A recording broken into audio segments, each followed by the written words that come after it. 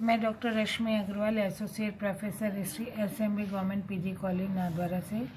हम first year history का second paper history of India, जिसका कालखंड 1000 से 1707 है, उसका अध्ययन कर रहे हैं। आज हम अपना अध्ययन शुरू करें उससे पहले मैं एक सूचना प्रथम वर्ष इतिहास के विद्यार्थियों को दे रही हूँ। हमारा जो ये सिलेबस है वो मध्यकालीन भारत के इतिहास का है।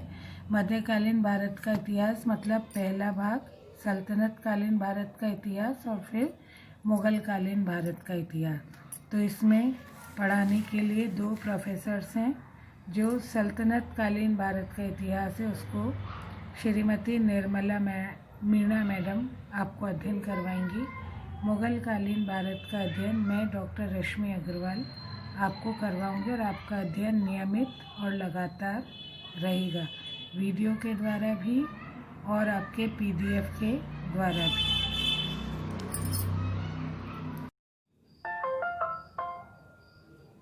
मुग़ल सम्राट बाबर 1526 से 1530 ईस्वी तक। बाबर का प्रारंभिक जीवन। बाबर का वास्तविक नाम ज़हीरुद्दीन मोहम्मद था। उसका उपनाम बाबर था। बाबर का जन्म 14 फरवरी 1483 ईस्वी को हुआ था।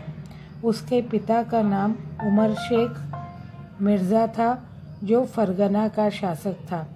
बाबर की माता का नाम कुतलुक निगार खानम था। बाबर अपने पिता की ओर से तैमूर का 5वां वंशज माना जाता था और माता की ओर से चंगेज़ खान का 14वां वंशज माना जाता था।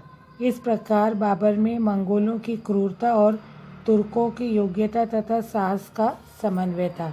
बाबर को इतिहास, ज्योतिष और इस्लामिक परंपराओं का अच्छा ज्ञान था। प्रतिभा संपन्न होने के कारण उसने अल्पायु में ही फारसी पर पूर्ण दक्षता प्राप्त कर ली थी, फारसी भाषा पर। बाल्यकाल में उसे सैन्य संचालन के साथ साथ शासन प्रबंध की भी अच्छी शिक्षा प्राप्त हुई थी। Doctor A.L. श्रीवास्तव का कथन है कि बाबर एक अकाल प्रौढ़ बालक था और उसकी मानसिक शक्तियों का एक उसमें ऐसा सुंदर विकास हुआ था कि वह राजनीतिक घटनाओं के महत्व को आसानी से समझ लेता था और मानव चरित्र को सरलता से परख लेता था। बाबर की 12 वर्ष की अवस्था में उसके पिता उमर शेख मिर्ज़ा की मृत्यु हो गई थी और वह फरगना का शासक बन गया था। विश्वासघाती संबंधियों और सरदारों ने स्थिति को अधिक विकट और गंभीर बना दिया था बाबर के लिए। उसके चाचा अहमद मिर्ज़ा ने 1494 ईस्वी में राज्य हासिल करने का असफल प्रयास किया था बाबर से। बाबर का चाचा अहमद मिर्ज़ा समरकंद का शासक था और उसकी मृत्यु 1495 ईस्वी में हो गई थी। उस अपने चाचा की मृत्यु का लाभ उठाकर बाबर ने 1497 ईस्वी में समरकंद पर अधिकार कर लिया। दुर्भाग्यवश बाबर समरकंद में बीमार हो गया। इस कारण उसे फरगना से भी हाथ धोना पड़ा और समरकंद भी उसके हाथों से निकल गया। बाबर ने स्वस्थ होने पर फरगना और समरकंद पर पुनः अधिकार स्थापित करने का प्रयास किया भी था, किंतु उसे सैनिक सफलता नहीं मिली। परिणाम स्वरूप 1497 ईस्वी से लेकर 1504 ईस्वी तक वह वहाँ से निर्वासित हो गया, यानी कि समरकंद और फरगना से वह स्थान स्थान पर ठोकरें खा करके घूमता फिरता रहा। अंत में निराश होकर बाबर ने अपनी मातृभूमि छोड़ दी और वह अन्य स्थान पर अपने भाग्य को आजमाने का प्रयास करने लगा। काबुल पर अधिकार। इन प्रतिकूल परिस्थितियों से विवश होकर बाबर ने काबुल की ओर कूच किया। उसने काबुल के सरदारों की सहायता से 1504 ईस्वी में काबुल पर अधिकार कर लिया।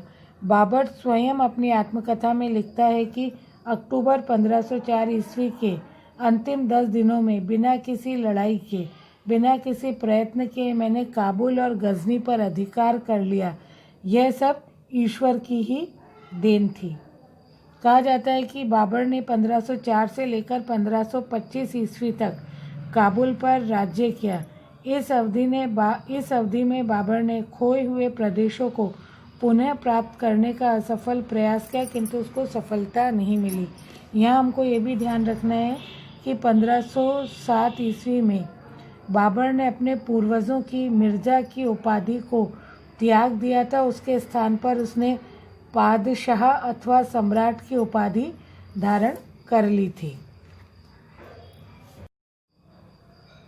इसी के साथ जो मुग़ल बादशाह बाबर है उसके जो प्रारंभिक जीवन के विषय में जानकारी थी, इसका अध्ययन हमारा यहाँ समाप्त होता है। इसके बाद हम पानीपत का युद्ध और बाबर की जो भारत पर विजय थी उसका अध्ययन करेंगे।